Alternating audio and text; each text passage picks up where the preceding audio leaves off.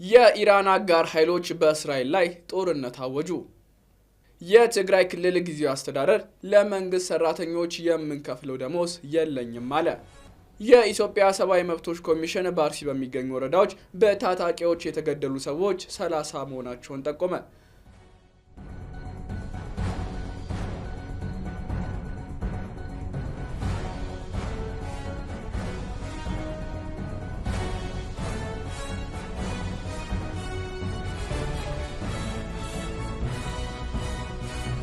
ሰላም ጤና ይስጥልን የቻናላችን ተከታታዮች፣ የሰዓቱን የሀገር ውስጥና የውጭ አጭር ዜናዎቻችንን ከዚህ ሰዓት ጀምሮ ወደ እናንተ የምናደርስ ይሆናል። ለቻናላችን አዲስ የሆናችሁ ሰብስክራይብ በማድረግ ቤተሰብ እንድትሆኑ እንጋብዛለን። በመጀመሪያም የኢራን አጋር ኃይሎች በእስራኤል ላይ ጦርነት አወጁ። መጋቢት 2026 የመካከለኛው ምስራቅ ሰማይ በከዋክብት ድምቀት ሳይሆን በሚሳኤል ሩምታና በድሮን ጩኸት ተሞልቷል። ከቴህራን እስከ ቴል አቪቭ፣ ከደቡብ ሊባኖስ ተራሮች እስከ ኤርቢል አቧራማ ሜዳዎች ድረስ የተዘረጋው የጂኦፖለቲካ መረብ ታይቶ በማይታወቅ ውጥረት ተበጣጥሶ የለየለት ጦርነት አውድማ ሆኗል። ይህ ዘመን ዲፕሎማሲ ተንበርክኮ የባሩድ ቋንቋ ብቻ የሚደመጥበት፣ የሰው ልጅ ህይወት በፖለቲካ ቁማር ጠረጴዛ ላይ እንደ ቀላል ሳንቲም የሚወረወርበት ዘመን ሆኖ ተመዝግቧል።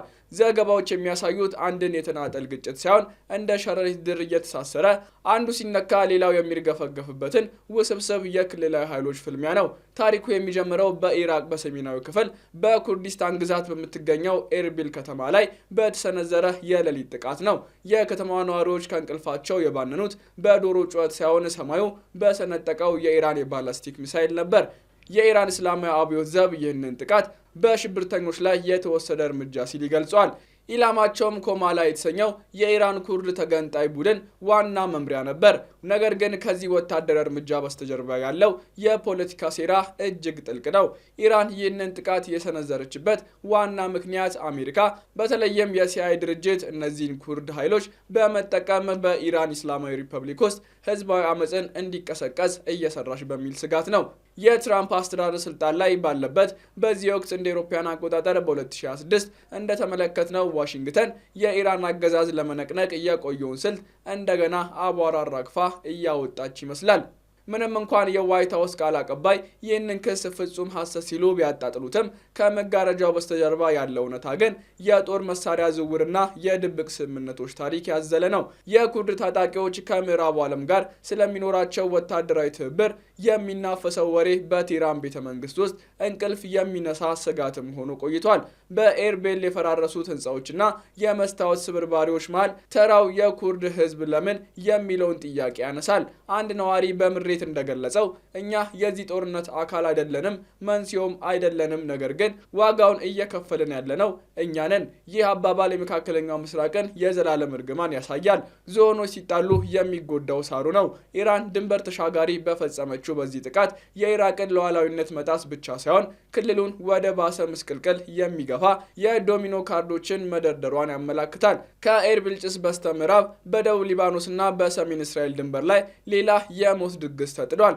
የኢራን ዋነኛ ክንድ የሆነው ሄዝቦላ ከእስራኤል ጋር የነበረውን የድንበር ላይ ተኩስ ልውውጥ ወደ ሙሉ ጦርነት ቀይሮታል። የቡድኑ መሪ ናሂም ቃሲም በቴሌቪዥን መስኮት ብቅ ብለው በሰጡት መግለጫ የኛ እስላማዊ ተጋድሎ ለእስራኤልና ለአሜሪካ ወረራ እየሰጠ ያለው ምላሽ ፍትሃዊ መብት ነው ሲሉ አውጀዋል። ይህ ንግግር የጦርነትም አዋጅ ነበር። ሄዝቦላ በተራቀቁ የጸረ ታንክ ሚሳኤሎች የእስራኤልን የመርካቫ ታንኮች እንደ አሻንጉሊት ሲያነድ የሚያሳዩ ቪዲዮዎችን መልቀቁ የቡድኑ ወታደራዊ አቅም ማገገም ያሳያል። ላለፉት ወራት እስራኤል በወሰደችው የአየር ጥቃት የሄዝቦላን አቅም አዳክማለች ተብሎ ቢታሰብም ቡድኑ ከወደቀበት ተነስቶ ከሊታኒ ወንዝ በስተደቡብ ያለውን ይዞታ መልሶ በማደራጀት ዘመናዊ የጦር ስልቶችን መጠቀም ጀምሯል።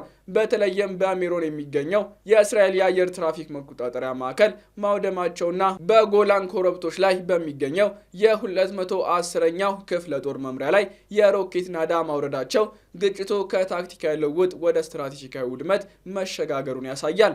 የእስራኤል ምላሽም የዚያን ያህል ጨካኝና አይቀጡ ቅጣት ነበር። የመከላከያ ሚኒስትሩ እስራኤል ካትዝ የሊባኖስ ተራሮች እናናውጣለን፣ ሄዝቦላን ወደ ሲኦል እንልካለን ሲሉ ዝተዋል። የእስራኤል የጦር ጀቶች በደቡብ ቤሩት ላይ የፈጸሙት የአየር ጥቃት ሰማዩን በጭስና በእሳት ሸፍኖታል። የመኖሪያ ህንፃዎች ፈራርሰዋል። ሆስፒታሎች በቆሰሉ ሰዎች ተጨናንቀዋል። እስራኤል ሄዝቦላህ የጣሰውን የተኩስ አቁም ስምምነት በማስታወስ አሁን ህግም ሆነ ገደብ የሌለው ጦርነት ውስጥ እንደገባች አረጋግጣለች። የሊባኖስ ህዝብ እንደገና በስደት ማዕበል ውስጥ ገብቷል። ከደቡብ መንደሮች ወደ ሰሜን የሚደረገው ጉዞ የሞትና የሽረት ጉዞ ሆኗል። ነገር ግን የዚህ ሳምንት ታላቁ ክስተት የፕሮክሲዎች ጦርነት ወደ ቀጥተኛ የመንግስት ጦርነት መቀየሩ ነው። ኢራን ኦፕሬሽን እውነተኛ ቃል ኪዳን 4 በሚል ስያሜ እስራኤል ላይ መጠነ ሰፊ የባለስቲክ ሚሳይልና የድሮን ጥቃት ሰነዘረች። ይህ ጥቃት በቁጥሩም ሆነ በቴክኖሎጂ ከዚህ ቀደም ከታዩት የተለየም ነበር።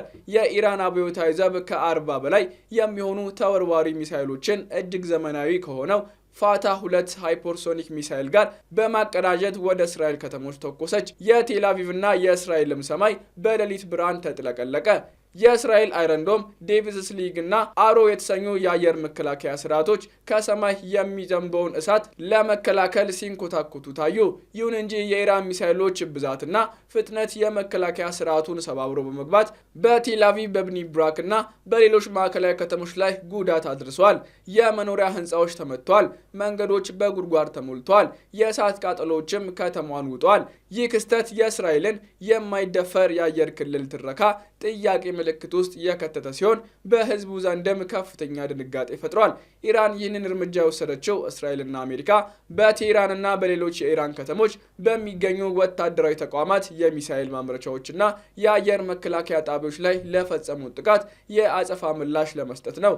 ጦርነቱ አሁን ድንበር የለውም። ኩዌት፣ ባህሬን እና ሌሎች የአሜሪካ ጦር ሰፈሮች ያሉባቸው የባህረ ሰላጤው ሀገራትም የዚህ እሳት ፍንጣሪ እያገኛቸው ነው። የኢራን ጥቃት መልእክት ግልጽ ነው። እኛም ብትነኩ መላው ቀጠና ይቀጣጠላል። በዚህ ሁሉ ትርምስ ውስጥ የስለላ ድርጅቶች ሚና ከፍተኛም ነው። ሾልኮ የወጡ የአሜሪካ ዲፕሎማሲ መልእክቶች እንደሚያሳዩት እስራኤል ከረጅም ጊዜ በፊት ስለ ሄዝቦላ ወታደራዊ አቅም ማገገምና ስለ ሊባኖስ መንግስት ድክመት ለአሜሪካ ማስጠንቀቂያ ሰጥታ ነበር። ይሁን እንጂ ዓለም አቀፉ ማህበረሰብና ዲፕሎማሲያዊ ይህንን እያደገ የመጣውን ስጋት ማርገብ ተስኖታል። የቱርክ በሶሪያ ጣልቃ መግባት፣ የሩሲያ ዝምታና የአሜሪካ የተምታታ ፖሊሲ ለግጭቱ መስፋፋት የራሳቸውን አስተዋጽኦ አበርክቷል። እስራኤል የሄዝቦላ መሪ ናኢም ቃሲም ዕጣ ፈንታ እንደ ቀድሞ የኢራን መሪዎች በገሃነም ታችኛው ክፍል እንደሚሆን ስትዝት የፖለቲካ ግድያዎች እንደሚቀጥሉ አመላካሽ ነው። ይህ ደግሞ ግጭቱን ወደ አመራር ማስወገድ ደረጃ ያሸጋግረዋል እንጂ መፍትሄ እንደማያመጣ የፖለቲካ ተንታኞች ያስጠነቅቃሉ። በሌላ በኩል ኢራን የአሜሪካ ድሮኖችን መታመጣሏን መግለጿ የቴክኖሎጂ የበላይነት ፉክክሩ ምን ያህል እንደተቀራረበ ያሳያል። ከነዚህ ሁኔታዎች የምንረዳው ቁልፍ ነጥብ ቢኖር መካከለኛው ምስራቅ ወደማይመለስበት ነጥብ መቃረቡን ነው። ግጭቱ ከዚህ ቀደም እንደነበረው በአንድ የተወሰነ ቦታ የሚገደብ ሳይሆን ባለብዙ ግንባር ጦርነት ሆኗል። የኤርቢል ጉዳይ ከጋዛ፣ የቤይሩት ጉዳይ ከቴህራን፣ የቴል አቪቭ ጉዳይ ከዋሽንግተን ተሳስሯል። አንዱን ማረጋጋት ሳይቻል ሌላኛውን ማቆም የማይታሰብ ሆኗል። ሃይፐርሶኒክ ሚሳይሎችና ሰው አልባ አውሮፕላኖች የጦርነቱን መልክ ቀይረውታል። ርቀትና ድንበር ትርጉም አጥተዋል። ማንም የትም ቦታ ሆኖ መመታት ይችላል። ከሁሉም በላይ ልብ የሚሰብረው በፖለቲከኞች የቃላት ጦርነት መሃል የሚረግፈው የንጹሃን ህይወት ነው። በኤርቢል ቤቱ የፈረሰበት ወጣት፣ በሊባኖስ በቆሻሻ ክምር ውስጥ የሚሸሸው ቤተሰብና በቴል አቪቭ መጠለያ ውስጥ በፍርሃት የሚያድረው ህፃን ሁሉም የዚህ እብደት ሰለባዎች ናቸው።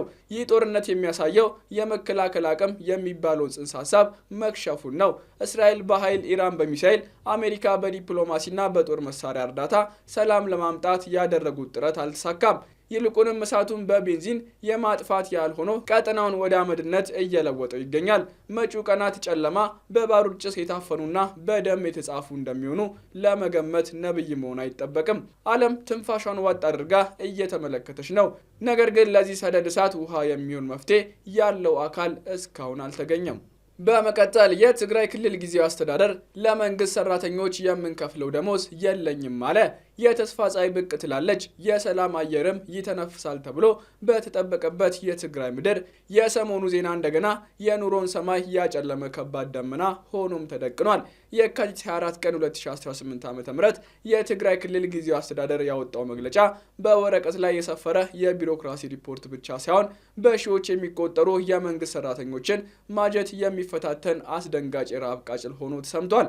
ለሰራተኞች የምንከፍለው ገንዘብ የለንም የሚለው የጊዜያዊ አስተዳደሩ ግልጽና ድፍረት የተሞላበት ንግግር በክልሉ ያለውን የኢኮኖሚ መሰበር ጥልቀት በጉልህ የሚያሳይ አሳዛኝ ክስተት ነው።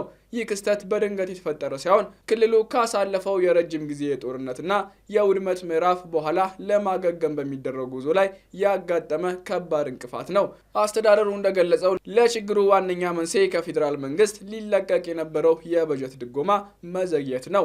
ይህ ጉዳይ የክልሉና የማዕከላዊ መንግስት የፖለቲካና የኢኮኖሚ ትስስር ጤናማነት አጠያያቂ የሚያደርግ ከመሆኑም በላይ በጦርነት የተጎዳ ማህበረሰብ መልሶ ለማቋቋም የሚደረገውን ጥረት ወደ ኋላ የሚጎትት ነው። በጀት የቁጥር ጨዋታ ብቻ አይደለም። በጀት ማለት የመምህራን ወራዊ ገቢ፣ የጤና ባለሙያዎች የድካም ዋጋ እንዲሁም የሲቪል ሰርቪሱ የጀርባ አጥንት ማለት ነው። ይህ የደም ስር ሲገታ ደግሞ ማህበረሰቡ በሙሉ ሽባ ይሆናል። በተለይ አሁን የተፈጠረው ቀውስ ይበልጥ ውስብስብ የሚሆነው ጥያቄው የመደበኛ ወራዊ ደሞዝ ብቻ ባለመሆኑ ነው። በጦርነት ወቅት ሳይከፈሉ የቆዩ የዓመታት ውዝፍ ክፍያዎች እንደ አሮጌ ቁስል እያመረቀዙ ባሉበት በዚህ ወቅት የአሁኑ ክፍያ መቆ በሰራተኛው ላይ በእንቅርት ላይ ጆሮ ደግፍ ሆኖበታል። ጊዜያዊ አስተዳደሩ እንዳመለከተው እነዚህ ውዝፍና መደበኛ ክፍያዎች ለመሸፈን ከ20 ቢሊዮን ብር በላይ ያስፈልጋል። ይህ አሃዝ ለክልሉ አቅም እጅግ የገዘፈ ተራራ ሲሆን ያለ ፌዴራል መንግስቱ ቀጥተኛና ፈጣን ጣልቃ ገብነት ሊናድ የሚችል አይመስልም። ይህም ክልሉን በራሱ ገቢ መተዳደር ወደማይችልበት የጥገኝነት አዙሪት ውስጥ እንደከተተው አመላካሽ ነው። የደሞዝ ክፍያ መታገድ የሚያስከትለው ማህበራዊ ቀውስ በቀላሉ የሚታይ አይደለም። የመንግስት ሰራተኛው ደሞዝ የራሱ ቤተሰብ ብቻ ሳይሆን በዙሪያ ያለው የንግድ እንቅስቃሴና የገበያን ስርዓት የሚያንቀሳቅስ ሞተር ነው። ይህ ሞተር ሲቆም ገበያው ይቀዘቅዛል፣ የዕለት ጉርስ ይጨልማል፣ ማህበራዊ አለመረጋጋትም ሊፈጠር ይችላል። ሰራተኛው ገንዘብ እስኪገኝ የሚለውን የተስፋ ቃል ይዞ ቤተሰቡን እንዴት ማስተዳደር እንዳለበት ግራ በመጋባት ላይ ይገኛል። ይህ ጉዳይ የኢኮኖሚ ጥረት ብቻ ሳይሆን የፖለቲካ ፍላጎትና የሰብአዊነት ጉዳይ ነው። የፌዴራል መንግስት የበጀት ድርሻውን በወቅቱ መልቀቅ ለክልሉ መረጋጋትና ለሰላም ስምምነቱ ቀጣይነት ወሳኝ ሚና አለው። በሌላ በኩል ጊዜያዊ አስተዳደሩም ቢሆን ያለውን የፋይናንስ አቅም በግልጽ በማሳየት የመፍትሄ ሀሳቦችን ማፈላለግ ይጠበቅበታል። የሰራተኛ ደሞዝ መቆም ጊዜ የሚሰጠው ጉዳይ አይደለም። ምክንያቱም ረሃብና የኑሮ ውድነት ቀጠሮ አይሰጡምና። ስለሆነም ጉዳዩ አስቸኳይ ሀገራዊ ትኩረትና መፍትሄ የሚሻ የሰዓቱ አበይት አጀንዳ ነው። በመጨረሻም የኢትዮጵያ ሰብአዊ መብቶች ኮሚሽን በአርሲ በሚገኙ ወረዳዎች በታጣቂዎች የተገደሉ ሰዎች 30 መሆናቸውን ጠቆመ። በኢትዮጵያ የሰላም አየር መተንፈስ የናፈቃቸው አካባቢዎች ቁጥር እየጨመረ በመጣበት በዚህ ወቅት በኦሮሚያ ክልል አርሲ ዞን ዳግም ያገረሸው የንጹሃን ግድያና መፈናቀል የሀገሪቱን የሰብአዊ መብት አያያዝ ጥያቄ ውስጥ ከቶታል። የሰው ልጅ ክቡር ነፍስ እንደ ቅጠል በሚረግፍበት የዜጎች ደህንነት አደጋ ላይ በወደቀበት በዚህ ወቅት የኢትዮጵያ ሰብአዊ መብቶች ኮሚሽን ያወጣው መግለጫ በአርሲ ዞን እየደረሰ ያለውን እጅግ ዘግናኝ የሰብአዊ መብት ጥሰት ፍርጥም ባለ ቋንቋ አጋልጧል። ኮሚሽኑ በፌዴራል መንግስትም ሆነ በኦሮሚያ ክልል አስተዳደር ላይ ያነጣጠረ አስቸኳይ ጥሪ በማቅረብ በተደጋጋሚ የሚስተዋለውን የንጹሃን እልቂት ለማስቆም ተጨባጭና ዘላቂ እርምጃ እንዲወሰድ አሳስቧል። የአርሲ ዞን ሰላም ማጣት የጀመረው ትናንት አይደለም። ኢሰመኮ በታህሳስ 2016 ዓ.ም እንደ አውሮፓውያን አቆጣጠር ዲሴምበር 2023 ተመሳሳይ ማስጠንቀቂያ ሰጥቶ የነበረ መሆኑ ይታወሳል። በወቅቱ በተወሰደው የጸጥታ ማስከበር እርምጃ አንጻራዊና ጊዜያዊ መረጋጋት ታይቶ የነበረ ቢሆንም ይህ ሰላም በጽኑ መሰረት ላይ ያልቆመ በመሆኑ ከጥቅምት 2018 ዓ.ም እንደ አውሮፓውያን አቆጣጠር ደግሞ ከኦክቶበር 2005 ጀምሮ ግጭቱ ዳግም አገርሽቷል። በተለይም በሽርካ፣ ጉና፣ መርቲ፣ አሰኮና ኦንኬሎ ዋቢ ወረዳዎች የንጹሃን ደም በከንቱ ፈሷል። እነዚህ ወረዳዎች የግብርናና የማህበራዊ ትስስር ማዕከል ከመሆን ይልቅ የፍርሃትና የሰቆቃ ምድር ሆነው መክረማቸውን ከስፍራ የሚወጡ መረጃዎችም ያመላክታሉ። ኮሚሽኑ ከሟች ቤተሰቦች፣ ከአካባቢ ነዋሪዎችና ከመንግስት ባለስልጣናት አሰባሰብኩት ባለው መረጃ መሰረት በቅርቡ በተፈጸሙ ጥቃቶች ብቻ እስከ 30 የሚደርሱ ንጹሃን ዜጎች ህይወታቸውን አጥተዋል። ሞት ብቻ ሳይሆን አካል መጉደል፣ ንብረት መውደምና ከቤት ንብረት መፈናቀል የአካባቢ ነዋሪዎች የየቀን ዕጣ ፋንታ ሆኗል። ይህ አይነቱ ጥቃት በዘፈቀደ የሚፈጸም ሳይሆን የአካባቢው ማህበረሰብ ስነልቦና የሚሰብርና በገዛ ሀገሩ በስጋት እንዲኖር የሚፈርድ መሆኑ ጉዳዩን ይበልጥ አሳሳቢ ያደርገዋል። የኢሰመኮን መግለጫ ተከትሎና ከቀናት በፊት በምስራቅ አርሲ ዞን ሽርካ ወረዳ ብቻ 21 ንጹሃን መገደላቸውን አስመልክቶ በኢትዮጵያ የሚገኙ 3 ታላላቅ የሃይማኖት ተቋማት ያሰሙት የውግዘት ድምፅ የጉዳዩን ክብደት ያሳያል። የሃይማኖት አባቶች መንግስት ዜጎችን የመጠበቅ ኃላፊነቱን እንዲወጣና ወንጀለኞችን ለፍርድ እንዲያቀርብ ያቀረቡት ጥሪ ከፖለቲካዊ ትርጉም ባሻገር የሞራል ግዴታን የሚያመላክት ነው። የንጹሃን ደም ሲፈስ ዝምታን አለመምረጥ የህሊና ጥሪ ምላሽ ነውና የአርሲ ዞን የጥቃት ውደት ተደጋጋሚነት የጸጥታ መዋቅሩን ክፍተት በግልጽ ያሳያል። እንደ አውሮፓውያን አቆጣጠር በኦክቶበር 2005 ብቻ በዞኑ ከ25 በላይ ሰዎች መገደላቸውን መለስ ብለን ስንመለከት ችግሩ ስር የሰደደና ከመሰረቱ መፍትሄ ያላገኘ መሆኑን እንረዳለን። በሆንኮሎ ዋቢና መርቲና ጉና ወረዳዎች የተፈጸሙት የቀድሞ ጥቃቶች አሁን ለደረሰው እልቂት እንደ ማሳያ ደውሎች ነበሩ። ይሁንና በቂና አስተማማኝ የጸጥታ ጥበቃ ካለማድረግ የተነሳ ዜጎች ለዳግም ጥቃት ተጋልጠዋል። የኢሰመኮ ጥሪ መልእክት ግልጽ ነው። ጊዜያዊ መፍትሄና የእሳት ማጥፋት እርምጃ ብቻውን ዋስትና አይሆንም። በፌዴራልና በክልል ደረጃ ያሉ የመንግስት አካላት የዜጎችን ደህንነት ማስጠበቅ ቀዳሚ ተግባራቸው ሊሆን ይገባል። ወንጀለኞችን ተጠያቂ ማድረግ፣ የተጎዱትን መካስና ማቋቋም እንዲሁም ግጭቱ ዳግም እንዳይቀሰቀስ የህግ የበላይነትን ማረጋገጥ አማራጭ የሌለው የመፍትሄ መንገድ ነው። አርሲ ዞን የሰላም የፍቅርና የአብሮነት ተምሳሌት ሆና እንድትቀጥል የንጹሃን እንባ ታብሶ ፍትህ ሊሰፍን ይገባል። ይህ ካልሆነ ግን የዜጎች ሞት እንደ ዜና መደመጡ ቀጥሎ የሀገርን ህልውናና የህዝብን ደህንነት በእጅጉ መፈታተኑ አይቀሬ ነው። ክቡራን የቻናላችን ቤተሰቦች ለዛሬ ያዝናቸው የሀገር ውስጥና የውጭ አጫጭር ዜናዎቻችን ይህን ይመስሉ ነበር። ስለ ተከታተላችሁን እያመሰገንን ለቻናላችን አዲስ ሆናችሁ ሰብስክራይብ በማድረግ ቤተሰብ እንድትሆኑ እንጋብዛለን።